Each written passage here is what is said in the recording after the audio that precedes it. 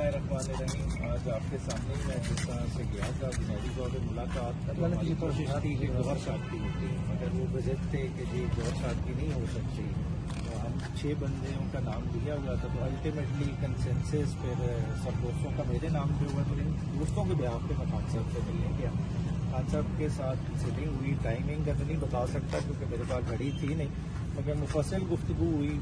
गुफ्तगू का फोकस बुनियादी तौर पे खान साहब का इस चीज़ पे रहा कि मैंने उनकी 5 मई के बाद गिरफ्तारी के बाद आज मेरी पहली मुलाकात की, तो विजिबली मैंने कुछ फ़र्क उनमें देखा कि दाढ़ी बढ़ी हुई थी। मैंने पूछा क्यों बढ़ी हुई थी, उन्होंने कहा आज पहला दिन है, उन्होंने शीशा दिया है तो मैं शेव करूँगा।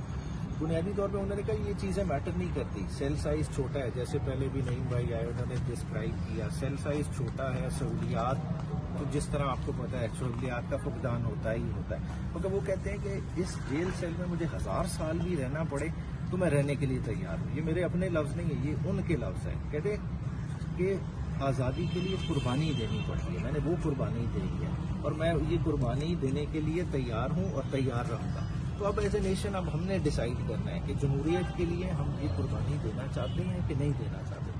अगर गुलाम बन के ज़िंदगी गुजारनी है तो आपका अपना मसला है। दूसरा उन्होंने बताया कि कल FIA की टीम आई थी, साइफर की इंक्वायरी करके गई। साइफर पे उन्होंने अपना डिटेल वही पहले वाला मौके बताया कि आज भी इसकी इंडिपेंडेंट इंक्वायरी करा लें, सुप्रीम कोर्ट लेवल पे करा लें, किसी जुडिशल ऑफिसर को नॉमिनेट कर लें कि साइफर बाकायदा तौर पे एक मुदाखलत हुई, एक साजिश के तहत एक इलेक्टेड गवर्नमेंट को बाहर निकाला गया और जिसकी वजह से आपने उसकी इकोनॉमिक प्राइस पे की है कि आपकी 6% से इकोनॉमी नेगेटिव में चली गई, आपकी इकोनॉमी कॉन्ट्रैक्ट की। तो इस पर हम और भी तफसीली बात करेंगे। फिर उन्होंने जो एक और बात का जिक्र किया वो हम कुछ देर बाद आपस में वकीलों की मुशावरत से करेंगे अपनी 22 की पेशी के हवाले से।